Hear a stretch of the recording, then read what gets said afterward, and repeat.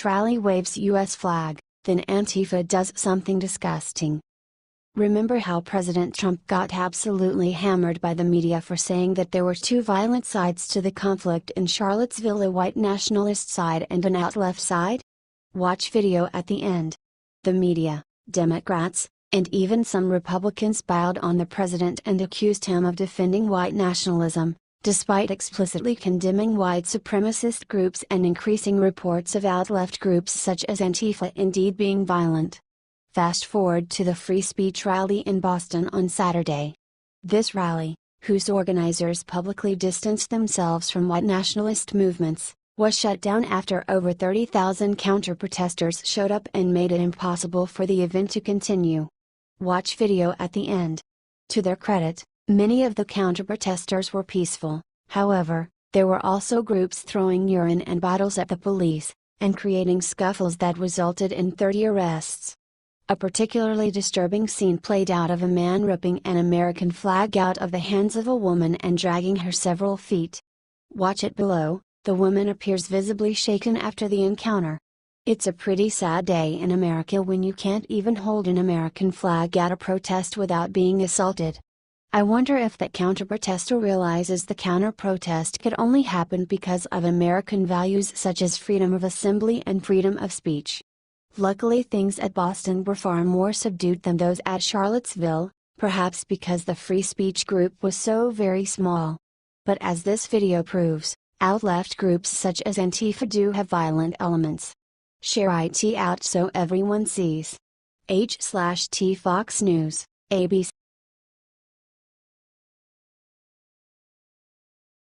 Death knell. Sheldon Adelson just destroyed McMaster with his final blow. National Security Advisor H.R. McMaster has been under heavy criticism recently, after he fired several National Security Council officials, signaling that he is a globalist who favors Obama holdovers. President Trump, however, had nice things to say about him recently, saying General McMaster and I are working very well together. Of course, he had nice things to say about Bannon too, right before he left. Now, however, the death knell might be sounding for McMaster. One of the most influential donors in the Republican Party, Sheldon Adelson, is reportedly quietly offering his support to get rid of McMaster. Quietly, meaning, reportedly, he doesn't want to be publicly associated with getting rid of McMaster. Adelson did support McMaster, as you can see, below, apparently. However, according to Breitbart, Adelson recently learned that McMaster is anti-Israel, and that's not okay with him. Others at the White House, however, are saying that McMaster is remarkably pro-Israel. Of course, we must wonder, whose side are they really on? I must add, Bannon is no fan of McMaster, and Bannon is back at Breitbart. You decide. Do you think McMaster needs to go?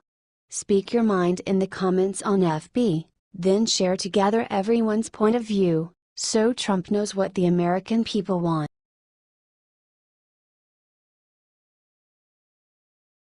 What Newt Gingrich just said about McMaster has everyone shocked. While many of us think it's time for Trump to get rid of McMaster, Newt Gingrich has said this. He is the right person, in the right place, at the right time, Gingrich recently said. We are fortunate to have him serving the country. In fact, he titled his recent op-ed for Fox News, "We are fortunate to have H.R. McMaster as National Security Advisor." McMaster has recently ousted several Trump loyalists from the National Security Council, which has led many to be very concerned about where his loyalties really lie. Billionaire Republican donor Sheldon Adelson has reportedly removed his support of McMaster, having learned that he is anti-Israel. Is Trump about to fire another member of his administration? Would that be good? Or bad? Trump recently said General McMaster and I are working very well together. Which way should Trump go? McMaster strongly defended the president after he made his first comment about the violence in Charlottesville, VA, courtesy of ABC News via YouTube.com. He said the president was very clear and that he called on all Americans to take a firm stand against the bigotry and hatred. McMaster has become a very controversial figure. Do you think it's okay for him to stay? Comment yes or no and share to gather comments so Trump knows what the people want. H/T Bria.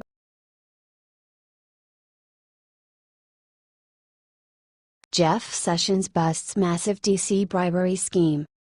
The U.S. Department of Justice headed by Jeff Sessions has successfully ended a government contractor's life. He had perpetrated an estimated 15-year bribery and corruption racket. The degenerate was sentenced to 5 years in prison. He was even ordered to pay $15,000 legal fine. Advertisement: U.S. District Judge Arinda L. Wright Allen today sentenced Joseph P. Allen, 56, of Panama City, Florida, following his guilty plea on April 19, to one count of conspiracy to commit bribery, the Justice Department statement read. Jeff Sessions and the DOJ elaborated on the scheme that was worth almost $3 million that occurred between 1999 and 2014. According to the statement of facts included in Allen's guilty plea, Allen conspired with a government contracting official, Scott B. Miserandino Sr., 58, formerly of Stafford, Virginia, to use Miserandino's position at Military Sealift Command to enrich themselves through bribery, the statement continued. Advertisement: Miserandino, Allen's alleged helper, hasn't even been sentenced yet in the military contracting fraud. However, the details give a little more information on the fraudulent plans. Specifically, beginning in about 1999, Miserandino used his position and influence at Military Sealift Command to facilitate and expand Allen's company's commission agreement with a third-party telecommunications company that sold maritime satellite services to MSC. Unknown to MSC or the telecommunications company, throughout the scheme, Allen paid half of the commissions he received from that telecommunications company to Miserandino as bribes. Miserandino was charged with 5 counts on May 4. It's actually almost as disgusting as the VA scandal that ran under the Obama administration. This isn't something that should be taken lightly, and if this is what Sessions does, he will maintain his job for a very long time. What do you think of Sessions and the DOJ going after these scumbags? Share this story so everyone knows that the Attorney General is redeeming himself.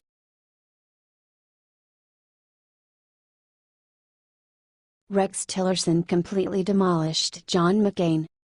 I can openly say that John McCain is no one's favorite, and Americans are now confident that this man never accomplished anything beneficial to the country. McCain was a part of so many controversies, and we don't really know the reason why he continues to be active in the political world. He does not spare any words when it comes to bashing the president, and it looks like the worst is yet to arrive. Nevertheless, Rex Tillerson made a decision to take things into his own hands. The entire thing began when McCain attempted to persuade Americans into believing that Tillerson does harm on people, requesting him to stop. He even cited the mystical oppression policies, and it was time that Tillerson does something about it. We think that McCain never saw coming that Tillerson would do or say something like this. You don't know what you're talking about, John, stated Tillerson, and you have to acknowledge, McCain earned those words. Do you recall what he claimed about Tillerson? Tillerson has sent a message to oppressed people everywhere. Don't look to the United States for hope, said one of McCain's pieces. Based on him, America ought to help people all over the world, and let its people live miserably. McCain only has sympathy for those outside our country. Well, perhaps he is just trying to attract someone's attention. The president chose Rex Tillerson for a reason, and we highly support his suggestions of the new team. McCain also has motives for writing all the rubbish about the president and his policy. However, Americans don't agree with his judgment. It's no surprise that McCain attempts to move forward with his agenda.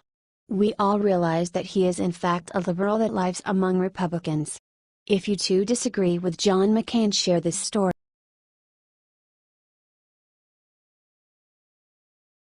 Trey Gowdy makes amazing announcement, can't stop cheering him on. If there's one politician from the Capitol that many other rising stars on the political scene can look up to, that is South Carolina Representative Trey Gowdy. The congressman has endured many hard punches the left had delivered at him simply because of one reason: Gowdy stands only for the truth. Trey has been the voice of truth throughout the years in every field he has served this country. Trey Gowdy recently delivered a poignant and moving speech at the House floor regarding a personal situation. And, for the record, this is not his first time to move the crowd, and a tough crowd it is. The House Republicans have once even given him a standing ovation while he was speaking about Barack Obama's dishonesty. The story Gowdy told was about a police officer who had unintentionally shot a young girl. As the story goes, a team of police officers responded to a call about a fire that had broken out. When they got there, a man opened fire at them and they quickly fired back. However, they had not seen the little girl that stood behind the man that has now been shot. The officers quickly rushed to the scene and, fortunately, saw that the girl had been shot, but was alive.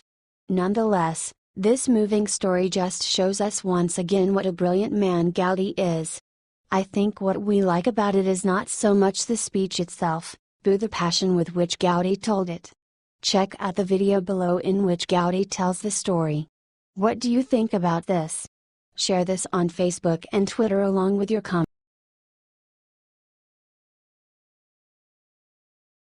Record-breaking: Trump just did something that no other president in history has done. It is now official. No president in U.S. history has cut the budget as much as Trump. When he took office on January 20, 2017, the U.S. federal debt that was owed externally and internally was around $19 trillion at $1,9473045555212, according to Jim Hoft at the Gateway Pundit. Now, let's take a look at what it's at. The president has now decreased it to $100 billion to about $19,845,188,460. No president in history has done this in the amount of time that Trump has. No president has reduced the debt since 1997. That's sad. Some history people might say that Clinton did so when he signed a balanced budget, but it's funny. The amount of U.S. debt during that time period actually increased. You will not see this information shared by CNN, Newt or the Washington Post. They are too busy pushing for a race war. I mean, look at the headlines that have been coming out of the media recently. We know for a fact that Eisenhower was the last president to cut the debt by $2 billion each year, but no president has ever cut the debt by $100 billion. Help get this information out there. The media has been slandering our president. Share this if you still fight for Trump and want to make this country great again. Thanks for